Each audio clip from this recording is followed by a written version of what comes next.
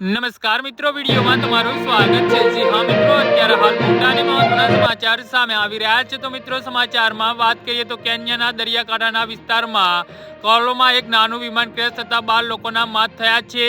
તો વિમાન ડાઈની કિચવા ટેમ્બા જઈ રહ્યું હતું। સ્થાનિક અધિકારીઓ અને ઉડ્ડયન અધિકારીઓ અકસ્માતની પુષ્ટિ કરી છે।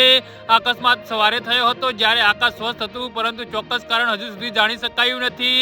અધિકારીઓએ જણાવ્યું હતું કે આ અકસ્માત ડાઈની હવાઈ પટ્ટીથી લગભગ 40 કિલોમીટર દૂર એક ડુંગરાવ અને જંગલ વિસ્તારમાં થયો હતો। ક્વાલી કાઉન્ટર કમિશનર સ્ટીફન ઓરંડીએ જણાવ્યું હતું કે કેસ સ્થળ પર બચાવ કામગીરી ચાલી રહી છે અને વધુ વિગતો પછીથી જાહેર કરવામાં આવશે। મીડિયા અહેવાલ અનુસાર 5YCCA નાનું વિમાન ડાઈની એરપોર્ટથી ઉડાન ભર્યું હતું અને 12 મુસાફરોને લઈ જઈ રહેલી ચાર્ટર ફ્લાઇટ હતી। કોલારમાં સિમ્બા ગ્લોરીની વિસ્તારમાં વિમાન અચાનક ક્રેશ થયું હતું। ઘટના સ્થળે હાજર ગ્રામજનોએ જોરદાર વિસ્ફોટ અને ધુમાડાને ગોટે ગોટા જોયા હોવાની જાણ કરી હતી। જી હા મિત્રો, અત્યારે હાલ મોટા અને મહત્વના સમાચાર સામે આવી રહ્યા છે।